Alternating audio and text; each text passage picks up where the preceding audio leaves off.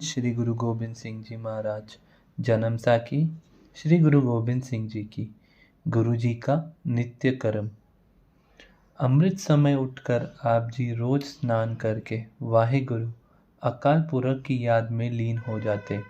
दिन उदय होते ही दीवान सजता, आशा की वार का कीर्तन होता, जिसके समाप्ति होने के उपरांत आप आई संगतों को गुरुमत का उपदेश देते तथा बाहर से दर्शन करने आए श्रद्धालुओं को दर्शन देकर उनकी मनोकामना पूरी करते। फिर भोजन आदि खाकर विश्राम करने के लिए महलों में जा विराजते।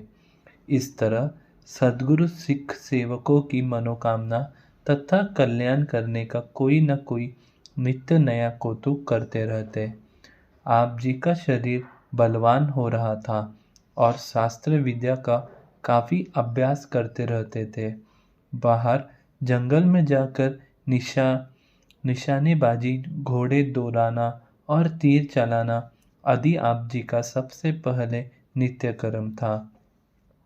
कारीगरों को बुलाकर उनके पास से बड़े नुकीले तीर, तलवारें, बर्छे, काटरे आदि बनवाते रहते थे।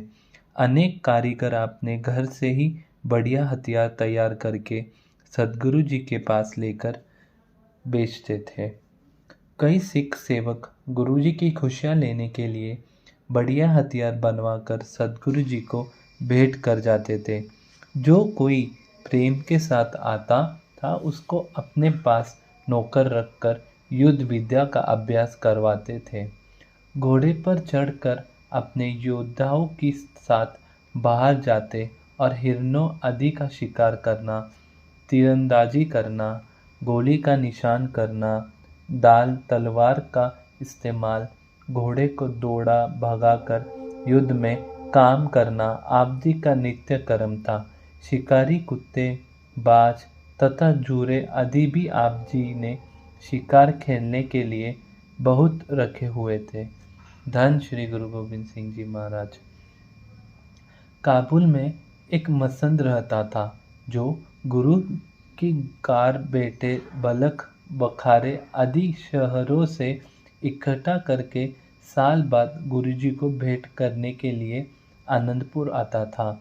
एक बार उसने सद्गुरु जी के हजूरी में बात की कि दिल्ली के बादशाह औरंगजेब के लिए पश्मीनी का बड़ा सुंदर ताबू काबुल के कारीगर ने बनाया है, जिसे देखकर मेरे मन में यह विचार आया है कि यह सुंदर ताबूल सद्गुरु जी के योग्य है। यदि आप हुक्म करें तो मैं उसे जैसे ताबू आपके लिए बनवाऊं।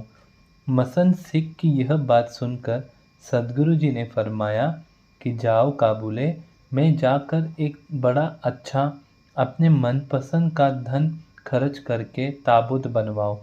सद्गुरु जी के हुक्म अनुसार मसंद ने काबुल पहुंचकर इस इलाके के सिखों की 2 साल की कार बेटों के साथ जो 2.5 लाख बनती थी, एक बहुत सुनहरी बेल बूटे और जरीदार सुनहरी डोरा तथा झालरों वाला औरंगे के ताबूत से भी बढ़िया तैयार करवाकर 2 साल बाद आनंदपुर आकर सद्गुरु जी को भेंट किया।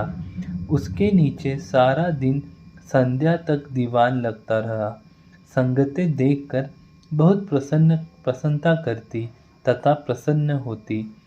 रहरास के पाठ के उपरांत उसको उतार कर तोशेखाने में रख दिया जाता। धन श्री गुरु गोविंद सिंह जी महाराज। सद्गुरु जी रोज दीवान लगाकर बैठते और अपने उपदेश द्वारा सिखों का कल्याण करते थे। कोई न कोई नई संगत रोज ही आपके दर्शन करने के लिए आती रहती। एक दिन लाहौर की संगत के साथ एक कुमराव क्षत्रिय राम शरण आया। उसने अपनी लड़की, जिसका नाम सुंदरी था, का रिश्ता सद्गुरु जी के साथ करने के लिए माता जी के आगे निवेदन किया, जिसे माता जी ने प्रसन्नता से स्वीकार कर लिया तथा आनंदपुर में ही सारा प्रबंध करके 7 वैशाख 1741 को आप जी का यह आनंद कारज कर दिया। धन श्री गुरु गोबिंद सिंह जी महाराज। धन श्री गुरु गोबिंद सिंह जी महाराज।